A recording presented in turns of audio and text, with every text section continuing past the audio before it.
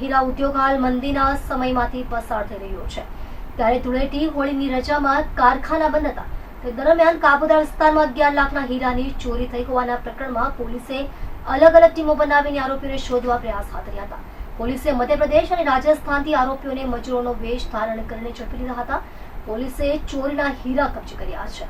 કાપોદ્રા સ્નેહ મુદ્રા સોસાયટી મકાન number 63 ground ફ્લોરમાં આવેલા હીરાના ખાતામાં કારીગર તરીકે કામ કરતા આકાશ શાકે તારીખ 13/3/2025 તારીખ 15/3/2025 દરમિયાન હીરાના વેપારના પિતાની તિજોરી ખોલી રહ્યા હતા.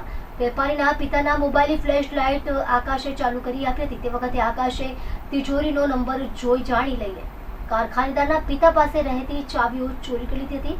ત્યારબાદ હીરાઓ તિજોરી ખોલી ચોરી કરી રૂપિયા 11 લાખના હીરા ચોરી કરીને તે ભાગી ગયો હતો.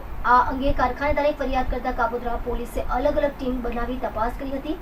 પોલીસે આકાશ શાક્યની માહિતી એકઠી કરી હતી, જેમાં આકાશ એમબીના ચંબલની ખાડીની આજુબાજુના વિસ્તારનો રહેવાસી હોય અને ભૂતકાળમાં ચંબલ ખાડીની આજુબાજુના વિસ્તારમાં ડાકુઓનો ઢોસ હોય અને તેના આજુબાજુના વિસ્તારો કે ગામમાં કોઈ પણ આરોપીની તપાસમાં જવા પોલીસને દહેશત તથા જાન જોખમ રહેતું હોય છે. જેથી કાપોદ્રા પોલીસે આરોપીને પકડવા માટે એક મજબૂત ઇન્વેસ્ટિગેશન ટીમ તૈયાર કરી હતી, જેમાં પોલીસ સબ ઇન્સ્પેક્ટર ડીબી પિંજર તથા હેડ કોન્સ્ટેબલ દામજીભાઈ ધનજીભાઈ તથા હેડ કોન્સ્ટેબલ સંજયભાઈ મંજીભાઈની ટીમ બનાવી મધ્યપ્રદેશના ભીંડ જિલ્લામાં તપાસમાં મોકલી હતી. ત્યારબાદ પોલીસે આરોપીના રહેણાંકની ખરાઈ કરતા તે પહાડી અને ખીણ વિસ્તારમાં હોવાથી ચંબલ જેવા ભયાનક અને દહેશતવાળા વિસ્તારમાં પોલીસ તરીકેની ઓળખ છુપી રાખવા માટે વેશ બળતો કર્યો હતો. તેના રહેણાંક પહાડી અને ખીણ વિસ્તારમાં છુપી રીતે સર્વેલન્સ ટીમે મજૂર તરીકેનો વેશ ધારણ કરી આરોપીની રેકી કરી હતી. ત્યારબાદ પોલીસે આકાશસિંહ દેવસિંહ શાક્યને ઝડપી પાડ્યો હતો. આકાશ સાથે તેનો સાથીદાર રાજસ્થાન શિરોહી જિલ્લાનો હોવાથી પોલીસે આકાશને સાથે રાખી તાત્કાલિક મધ્યપ્રદેશથી રાજસ્થાન શિરોહી ખાતે જઈ સહ આરોપીની રેકી કરી ટેકનિકલ વર્કઆઉટ કરી કૈલાશ કુમાર ખંગારારામ મેઘવાલને પણ ઝડપી પાડવામાં સફળતા મળી હતી. પોલીસે આરોપીઓ પાસેથી ચોરી કરેલા રૂપિયા 6 લાખના હીરાના તથા 2 મોબાઈલ ફોન મળી કુલ રૂપિયા 6,20,000નો મુદ્દામાલ કબજે કર્યો હતો.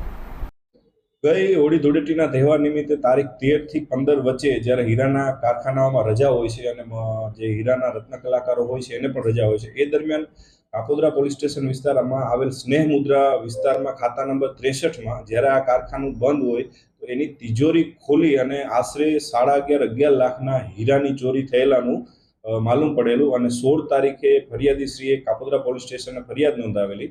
જ્યારે આ બનાવમાં આશ્ચર્યજનક વાત એ હતી કે આ તિજોરી તોડવામાં નથી આવેલી. આ તિજોરી નંબરિંગવાળી હતી, જેમાં લોક ખોલવા માટે ડિજિટલ નંબરનો ઉપયોગ થતો હોય, એ નંબરની પણ કોઈ ચોરી કરેલી હોય અને તિજોરી ખોલેલી હોય એ પ્રકારની આ ચોરી હતી.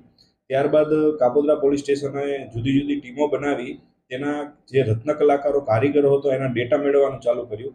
એમાંથી એક કારીગર, જે કારીગર આકાશસિંહ દેવસિંહ શાક્ય નામનો કારીગર પોતે આ બનાવના આગલા દિવસથી ગુમ હતો અને પોતે ભીંડ વિસ્તારનો, બિહડ વિસ્તારનો, ચંબલ વિસ્તારનો મધ્યપ્રદેશનો રહેવાસી હોય.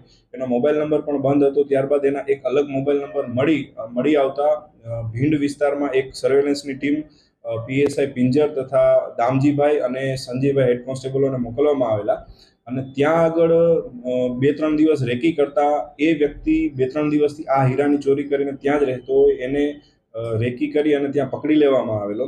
ત્યારબાદ એના દ્વારા માલુમ પડવામાં આવેલ કે આ ચોરીમાં અન્ય પણ એક આરોપી કૈલાશ કુમાર, જે સિંહોરી રાજસ્થાનનો રહેવાસી હોય, તેણે પણ આ ચોરીમાં એની મદદગારી કરેલી હોય અને અડધો મુદ્દામાલ તેની પાસે હોય. જેથી ભીંડ વિસ્તારમાંથી એ પ્રથમ આરોપીને પકડી અને રાજસ્થાન ખાતે તપાસમાં ગયેલા અને રાજસ્થાન ખાતેથી બીજા આરોપીને પકડી અને 11 લાખમાંથી 6.5 લાખનો મુદ્દામાલ રિકવર કરેલો છે. અન્ય મુદ્દામાલ તેણે સુરતમાં જે જગ્યાએ વેચ્યો છે ત્યાંથી રિકવર કરવાની પ્રક્રિયા હાલ ચાલુ છે.